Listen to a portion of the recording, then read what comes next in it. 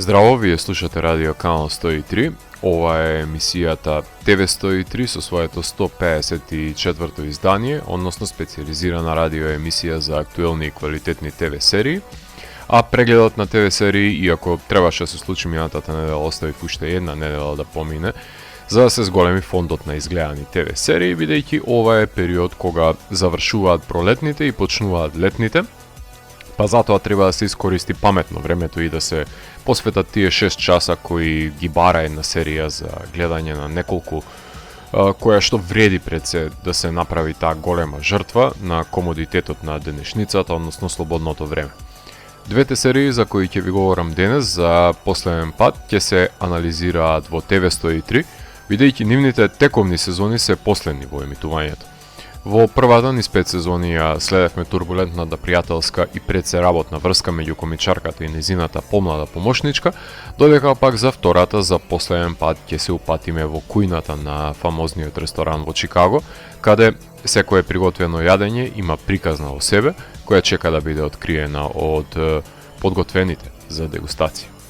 Во прашање се последните сезони на ТВ сериите Хекс и The Bear, кои се наоѓаат во собата за испрашување во 103. А денешната емисија ја започнавме со милениците на ова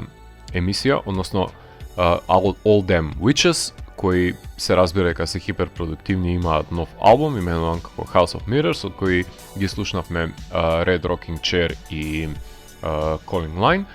И во продолжение ја издвоив и Turn on the Light, една интригантна и вибрантна предсе композиција која се наоѓа исто така на нивниот House of Mirrors. Доколку сакате да дознаете кои се најквалитетните ТВ серии за јуни, тогаш вие сте на вистинската фреквенција која понира од сферата помеѓу појавното и имагинарното, кај што се крие притаен меѓусведно дајќи можности за одгатнување на енигмите на постоењето. Јас сум Златко Ѓерески, а вие останете вклучени. Започнува програмата на ТВ 103.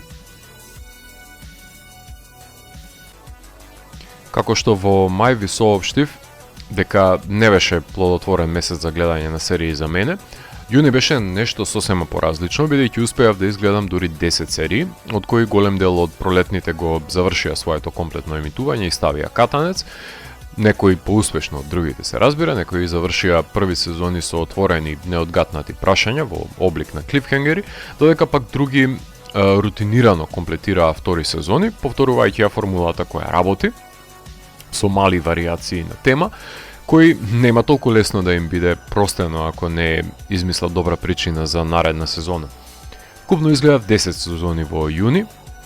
од кои сите беа играни, за жал не изгледав ниту една документарна, ќе надополнам нареден месец, но покрај двете за кои надолго и на широко ќе ви говорам во емисијата, уште една серија го заврши своето емитување со својата трета сезона, а тоа е популарната серија Еуфорија, за која во секоја емисија ви посочував дека ја гледам недела за недела и веќе ви истакнав дека на естетско рамниште оваа сезона немаше допирна точка со претходните, поблиска беше до фахот на некој си амалгам помеѓу Наркос и Better Call Saul, отколку на светкавиот колорит кој го нудеа првите две сезони. Остареа средношколците и секој замина по свој пат да си ја бара среќата или несреќата и кога ќе се раздвои тимот секоја серија страда, затоа што ја губи магијата која ја имаат заедно. Доста ликови станаа пародија на себе си, други беа вејки на ветрот, искористени само колку да ги има. Се нагласи дека потполно непотребна религиозна нишка има оваа серија и заврши со епилог, по чие што гледање морав да се осигурам дали навистина планира да заврши приказната така и на тој начин, без разлика што е климнување на главата кон починатиот актер. На екипата, начинот на кој што беше справен ликот на Руи и незините врснички беше крајно невпечатлив, без разлика на неколкуте успешни хумористични епизоди, како Крвавата свадба или па Сидни Свини Годзила феноменот. Да бидам јасен во исказите, кога насреде сезона сватив дека Сем Левингстон не знае каде тера и решил да направи пародија на тоа досега, се качив на неговиот автомобил и почнав да уживам во лакрдијата во која што ме вози. За разлика од неа, никакво разочарување немаше во втората сезона од Your Friends and Neighbors, каде не само што влезот во новата сезона ми беше како да сум се вратил кај пријатели кои ги знам и ги познавам многу добро, многу одамна, не беше нарушена нивната заемност, туку беше дополнително надградена со внесувањето на уште еден непресметлив чинител преку ликот на Стеймос, беќарот кој направи ршум во населбата на богатите, каде Џон Хем има конкуренција, со која дури и проба да соработува кога беше фатен на уцена, но сите уцени знаат само еден начин на резолвирање. Некој треба да попушти и тоа со животот. Задржани беа процесите на одбивање и пред се во домовите на богатите, за да се одржи пред се неговиот удобен живот кој го милува, но во оваа сезона го престигна последиците на неговите грабежи, но и грбот не е тоа што бил порано. Така што одлично надополнување на првата сезона на серијата, која сите ја знаете по мемето каде Џон Хем ужива насреде електронската музика и сноповите светлина кои се менуваат на неговото лице исполнети со задоволство. Од новите серии исто така најдов задоволство во гледањето на The Audacity, која можам да ја додадам на сериите посветени на успешните во Силиконската долина, тие тек брос кои имаат стартапи и мислат дека измислиле топла вода, само што во оваа серија сите тие одат на лечење кај терапевтка, која може би ги користи во своја полза податоците од нивните приватни фирми кои таа ги добива во доверба, но ги користи да си вложи, например, на самата берза. Покрај неа се запознаваме со програмери кои се имаат повлечено од овој свет на лешинари и такви кои се очајни да загризат по нечие месо. Се отворија и прашања за тргување со туѓата приватност и ред други горлеви теми кои се производ на денешницата и најблиски ни се за разгледување на нас ние кои ја живееме. Од драмите од кои не сум воопшто задоволен, ја изгледав со Судни Маки и I Will Find You, кој треба да биде крими трилер, но беше изветреана драма, која е многу сродна со Prison Break на сценаристичко рамниште со бегството од затвор на протагонистот, кој се обидува да докаже своја невиност, но зад вистината за исчезнувањето на неговиот син се кријат најблиските се распри. На хартија беше присликано действието од Prison Break, меѓутоа беше иземен шармот и впечатливоста на карактерите, затоа што тие во серијава се картони, за кои јас барем не успеав да се врзам за нив со среќа, ако можете да го направите вие тоа. Изгледав и две хорор серии, од кои не бев задоволен од The Burrows, која ја создадоа сценаристите на серијата на Лотер за продукцијата на браќата Дуфер од Stranger Things, односно Upside Down Production, кои не направија серија за деца, туку за највозрастните, односно пензионери во една комуна одвоена од цивилизацијата, каде едно вонземско суштество се храни со нивните животи, која имаше потенцијал со Алфред Молина и Бил Пулман во главните улоги да биде нешто повеќе од испробаната формулаичност со замена на демографијата, но како и се друго продукцијата на Stranger Things, кои знаат само да спакуваат носталгија, нема ништо автентично да додадат во равенката. За разлика од неа, антолошката хорор серија The Terror беше ситуирана во третата сезона на Американско тло, откако во првата се крстареше ни Санта мразовите, во втората се брка азијски духови и да речеме дека на прав пат се врати новата сезона, која многу повеќе наликуваше на сезона на American Horror Story отколку на Терор, каде исто како и во Burrows, ентитет се прехрануваше со затворениците на институцијата за ментално здравје, каде имаше повпечатливи крвави сцени и страдични прикази и метал композиции со оглед на тоа што протагонистот кој во младоста се замислувал дека е Дейв Ломбардо од Slayer или рамен на него, така што имаше поголеми потенцијали како и сите серии како и сите антолошки потфати на Терор, го ублажи и го потврли епилогот, но возењето барем во нив дотолку е повпечатливо. Не само од хорор жанрот, две серии изгледав и од комичниот жанр, да направиме едно балансирање. Овој пат тоа се случи и тоа со веќе установени серии со солидни втори сезони. Една од нив беше The Four Seasons, која сама по себе имаше звездена екипа во првата сезона, но исто така е доследна на ситуирање на сите епизоди насреде 4 неработни одморања на друштвото пријатели, кои заедно ги поминуваат празниците, одстапувајќи по 2 епизоди во едно од 4 годишни времења, што е навистина добро решение за да согледаме што ново им се случило на ликовите и да ја проследиме еволуцијата на нивните врски. Втората сезона има една тежина во себе со оглед на тоа што починат еден од водечките ликови, но тоа остави две жени во неговиот живот кои ја дестабилизираат динамиката на друштвото, што создаде доволно конфликтни пресметки. Последната комична серија која ја гледав е можеби една од најквалитетните комедии на годината, токму затоа што самиот концепт е налудничав и непредвидлив, бидејќи е збирштина на најлоите идеи кои паѓаат во главата на незиниот создател, односно комичарот Том Сегура, и неговите бизарни винјети кои можеби започнуваат наивно, но одат до екстреми без разлика дали се лажни трейлери, рекламни кампањи или скечеви од Bad Thoughts. Дури и во втората сезона имаше откачени сегменти во кои се тестираа границите на човечката толеранција и издржливост на црн хумор, која можеби денес ќе помине под сече и можен радар, меѓутоа во иднина, и тоа како ќе се реферира како скапоцен комичен диамант на 20-тите. Морам да ја напоменам агонијата која се состои од гледање на серии недела за недела, кои кога ќе ги догледам ќе завршат во првото купче на представување во епизодата. А сега за сега ќе наговестувам и ќе нагодувам предсезоновата сезона на From, која ги премина сите граници на тегњање на драматуршкото шупливо во празно. Сакам да заврши што е можно побрзо, да не се продолжи и да ја заборавиме, како и најлошите идеи кои им паднале на памет на продуцентите на Lost. Секоја мистерија си има своји граници на занимливост, а според мене From ги надмина и доколку има наредна сезона, не очекувајте дека јас ќе трошам време на тоа. За разлика од неа, Рик енд Морти со 9-та сезона си најде начини како да го држи гледачот заинтересиран без разлика колку универзуми Рик ќе уништи од неговата небрежност. Започна да се емитува и втора сезона од Sugar, која искрено ќе бев задоволен и да си останеше лимитирана на првата. Меѓутоа, креаторите имаат поразлично мнение од моето и имаат најден нов случај на исчезнат кореец за вонземјанинот детектив глумен од Колин Фарел, кој е навлечен на ноари, кој се обидува да ја открие мистеријата за неговото исчезнување, и интересно како никој го нема досега барем откриено од каде е и што му е целта. Уште една успешна адаптација на малиот екран е направена со Cape Fear, каде колегата металец Хавиер Бардем, и тоа како е застрашувачка појава како што беше на пример Де Ниро во филмот на Скорсезе. И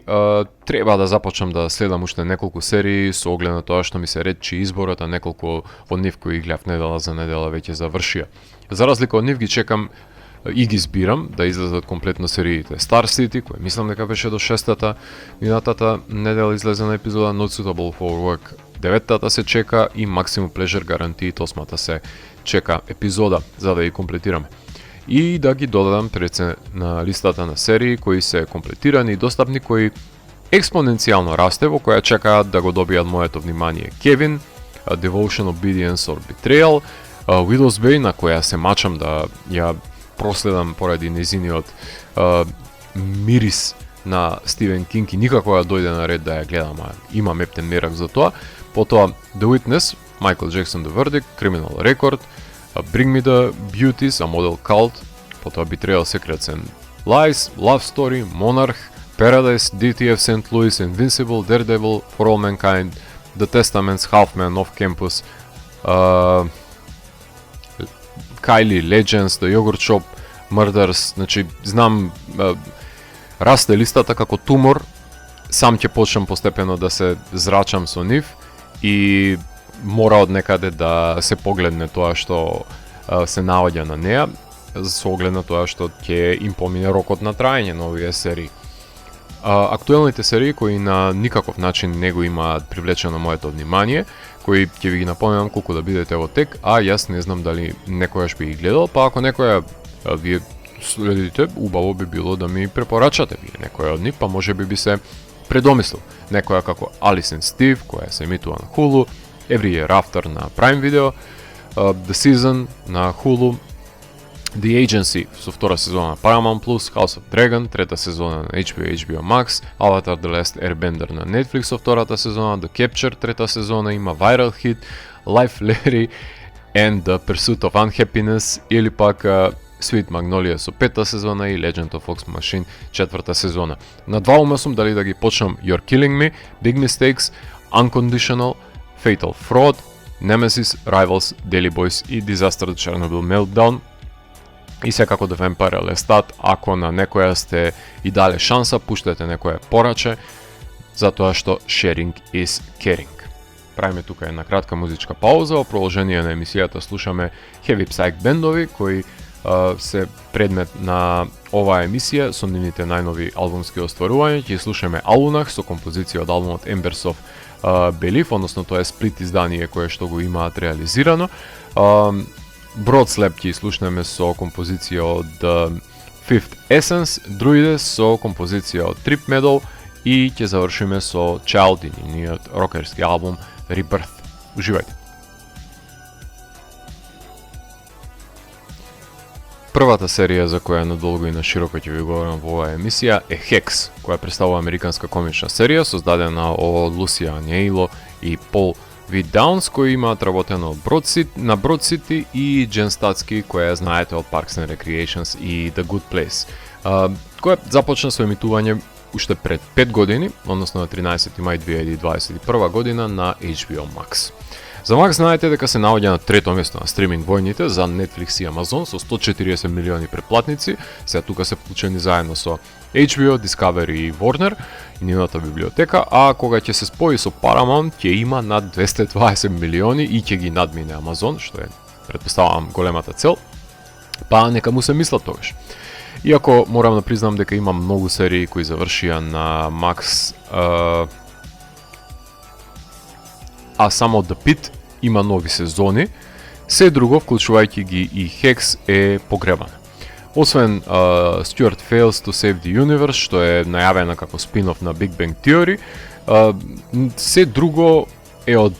HBO. Таму е Dune, таму е Lanterns, таму се Life, Larry and the Pursuit of Unhappiness, кои ќе бидат актуелни во овој период, но на Max немаат што да објават, ама затоа имаат пообемна библиотека на изданија на Warner и претходни серии кои што се емитували и поради тоа се преплаќаат луѓето на овој стриминг канал. Секоја година имаше сезона на Hex, освен во 2023 година, ако не се лажам, што значи е прилично конзистентна со своето објавување. Секојаш играше недела за недела и јас имам една епизода наменета за неа во TV103 и секојаш високо ја рангирам на листата на комедии во годината. Кога ќе дојде време за гледање, првично ја занемарувам, најверојатно затоа што ќе дадам предимство на некоја нова серија, а Hex секојаш знам дека е квалитетна и ја занемарувам додека не дојде сезона на награди и таму ги собере сите емија за комедија и ќе се присетам дека не ми е гледана новата сезона и повторно ќе дојдам до заклучокот дека секогаш се актуелни и свежи со нивните комични сплетки и ќе ја заборавам до наредната незина сезона, но последната ја пратев како излегуваше и чекав да се објави и последната епизода за да можам да ја бинџам, бидејќи се 30 минутни епизоди во прашање, 10 се на број, која започна на 9 април, се емитуваше, односно финишираше на 29 мај. Се гледа севкупно серијата за 5 часа, сакате во едно седнување или да ја преполовите како мене. Сеедно ја имате во целост објавена или пак може да си направите 24 часовен маратон и сите сезони да ги изгледате одеднаш. Ако тоа го направите, секоја чест и споделете импреси.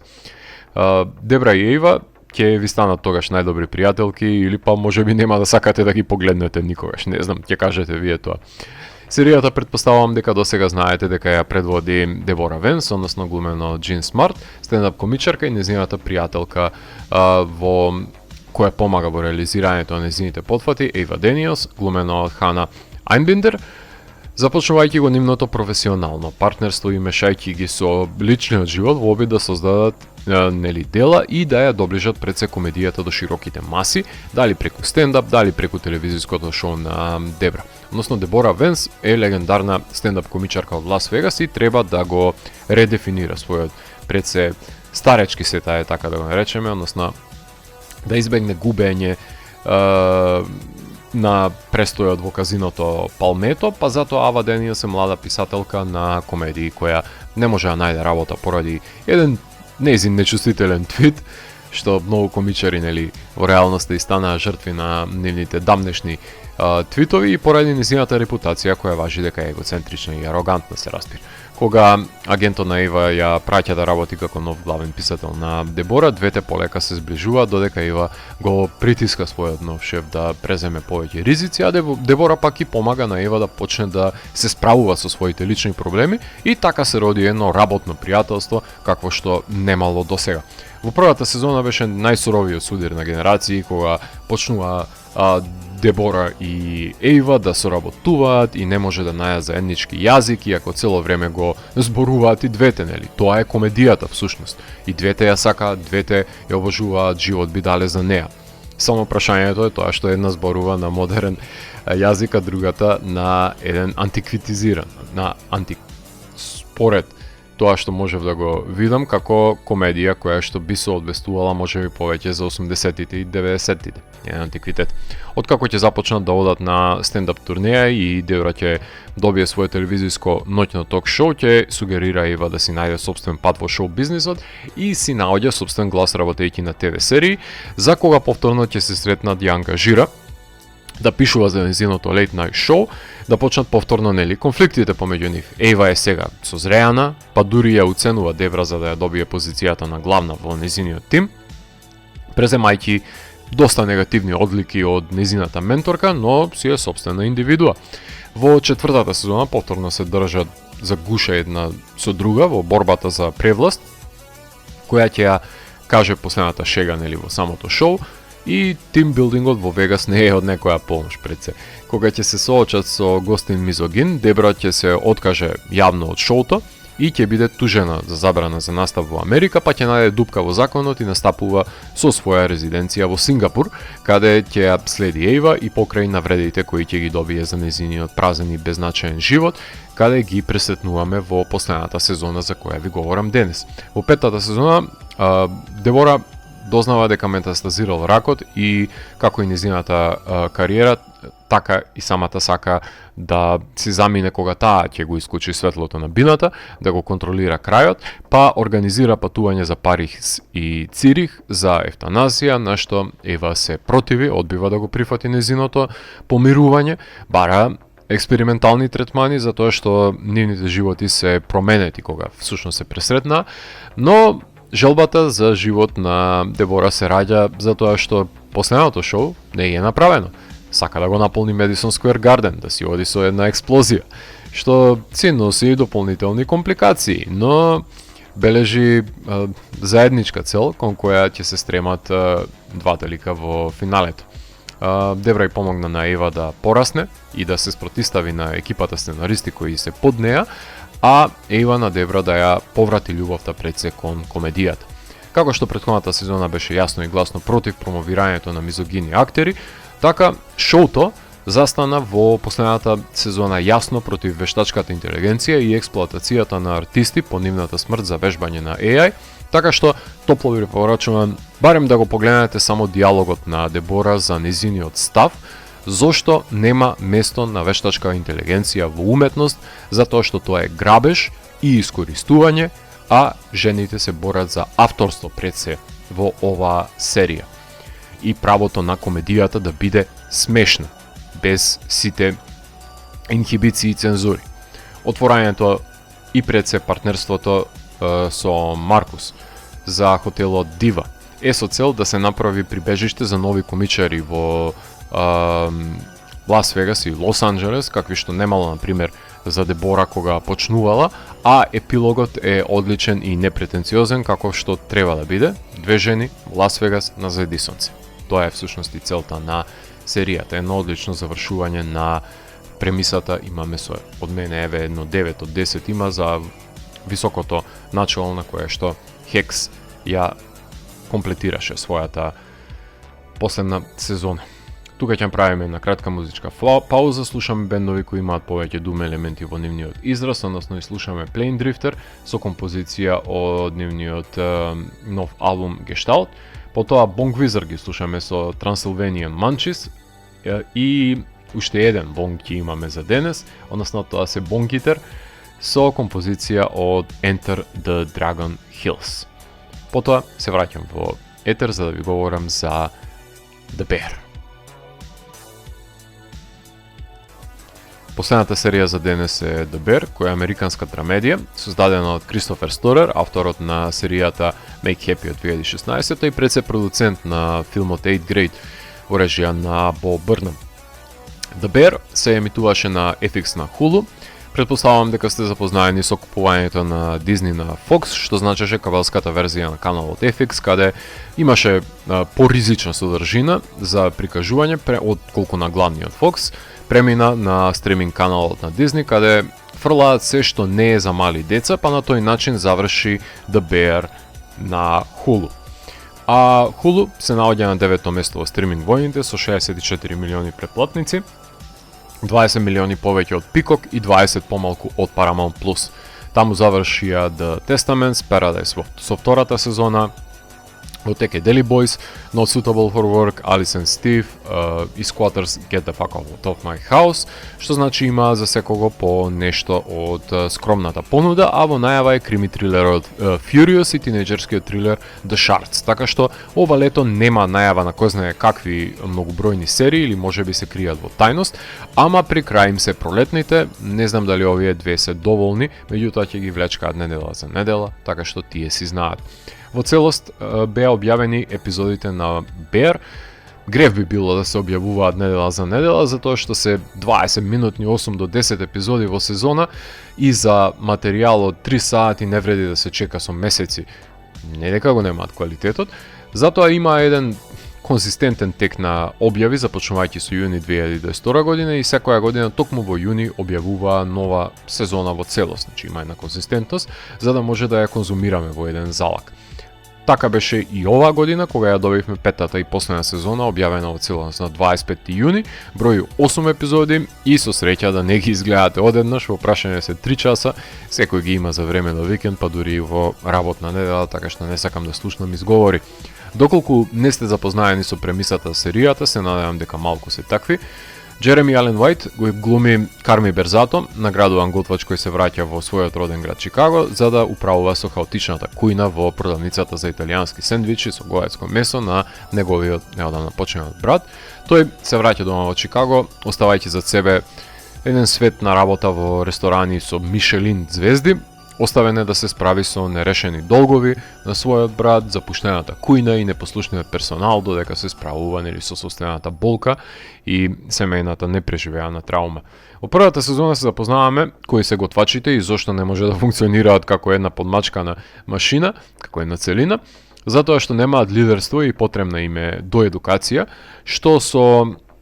ботел епизодите во одличната прва, особено втора епизода, се постигнува. Карми има тренинг во врвни ресторани, каде очекува сите да се послужни, но не е таков случајот и тука, каде под раководство на пријателот Ричи, односно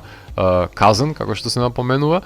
секој си тера своја песна. А Карми ги наметнува искуствата и методологијата научена од рестораните. Меѓутоа, со неговото менување на мениито и потребата за да се отплати долгот кој го наследил, си создава дополнителен притисок и на себе и на неговите соборци кои не баш ги владеат инструментите со кои што треба да диригира тој со оркестарот на готвачи. Засилувањето е помошничката готвачка глумена од Ајо Адебири, која ја глуми Сидни Сид Адаму, која ќе му стане чирак во првата и шеф во последната сезона. Во екипата Маркус ги прави сладките, ти научи да готви, само што Ричи е заглавен и не се подобрува од екипата. Тој треба да биде менаџерот на локацијата, односно да биде човекот кој што ќе ги пресретнува кога ќе влезат посетителите. Кога ќе му пукне филмот на Карми и се развика, ќе оди на лечење за да почне да ја процесира тагата од губитокот на неговиот брат. Со парите кои ги наоѓа го затвора The Beef и го отвора The Bear, ресторанот. Во втората сезона треба за 3 месеци да се отвори новиот ресторан со поземените пари, а на доедукација одат и Тина и Маркус, меѓутоа најголем пресврт има кај Ричи, кој ќе научи што значи да се менаџира врвен ресторан и се разгори и страст за подобрување кај него. Фек, човекот кој е хаусмајстор е всушност готвач мајстор во реалноста, на кого се базира и всушност самата серија. Во втората сезона Карми ќе биде затворен во фрижидер и ќе признае дека работата повеќе ја сака од љубовта од детството, што како во секоја шпанска серија ќе го слушне таа од другата страна на замрзнувачот. Ако втората сезона е врвот кој е недостижен за Дебер, така почнува падот на оваа серија. Третата сезона има постојани преписки меѓу Карми и со менувањето на менито секој ден и останатите вработени. Карми и Ричи постојано се караат, Сидни е на два ума дали да прифати нова позиција во друг ресторан. Сестрата на Карми, Натали, која е благајник, се пораѓа и изближува со френетичната мајка на семејството, која е глумена од Джейми Лин Кертис. А во четвртата сезона се објавува рецензијата за ресторанот, каде се атакува неконзистентноста и промената на менито. Во најслабата сезона Карми е пасивен, Сидни почнува да гради ново мени, Карми ја прави соработник во ресторанот, односно ако до тогаш беше партнерка, сега веќе е собственичка, затоа што сака да се најде себе си надвор од професијата која му го уништила животот, како што самиот мисли. Ричи сваќа дека и не е толку лош родител. Маркус го наградуваат како слика, како слаткар. Помеѓу неа и петата сезона се наоѓа една изненадувачка приквел епизода во која и гледаме Ричи и мајки на еднодневен излет во Гери, Индијана, на денот на сообраќајката. Сум правил неколку епизоди за The Bear во TV103, проверете го мојот YouTube канал, таму се наоѓаат сите ако ве интересира и секогаш е високо пласирана на прегледот на серии во годината. Значи ако четврта е најслаба, трета е малку подобра, па врвот го достигнуваат првата и секако втората сезона, каде е местото на петтата? Со оглед на тоа што ликовите беа повторно собрани на купче, кои се подготвува со лимитирани средства да го отворат ресторанот на вечерта, кога нема да престане да врне, откако ќе истече рокот за враќање на парите и се појави надежта за добивање на Мишелин звезда, ќе мораат да најдат начин да го извадат недоброто од себе си и соработуваат за да пред се ги произведат најдобрите порции и тоа да биде изведено на време. Карми цел живот го посветил на усовршување на готвењето за добро или зло. Тој не само што има талент, туку ригорозно се надоградувал како исклучителен готвач и тоа е севкупниот негов живот. Не знае ништо друго да работи и кога ќе се обиде да стажира во архитектонската фирма, на глас викнав: Карми, не се глупирај, затоа што ако се земе готвењето како метафора за која и да е, преданост во професијата, за која сте родени да работите, зошто да се само залажувате дека треба да работите нешто друго, кога веќе го имате најдено повикот и после сите направени жртви. Епилогот е соодветен со фамилијата која се збира на едно место и споделува јадење, кое ги обединува и нема потреба од дополнителна драматизација. Се најде заедничкиот јазик, ресторанот ќе продолжи да функционира, ако можеше да се справи со лимитирани продукти во најазда на гости, ќе може да се справат и со секој предизвик, затоа заслужена е наградата како една од најдобрите ТВ серии во историјата на човештвото. Тука ќе ја завршиме оваа епизода и тоа со една долга и прекрасна композиција која се наоѓа на албумот на Camel of Doom, односно Splinters of Time and Other Cosmic Fables, композицијата Зебра ја оставам за крајот на емисијата. Ова и останатите епизоди на TV103 секако дека може да ги најдете на мојот YouTube канал кој гласи на моето име. Вие го слушавте 154-тото издание на емисијата TV103 со Златко Ѓерески, кај што детално ви ги представив сериите кои ги погледна во јуни. TV103 е уникатен сигнал кој се појавува во четврток нова фреквенција и во рокот 2 часа ви нуди длабински поглед во значењето на актуелните ТВ серии. До наредното издание, гледате ТВ серии и останете вклучени. Чао!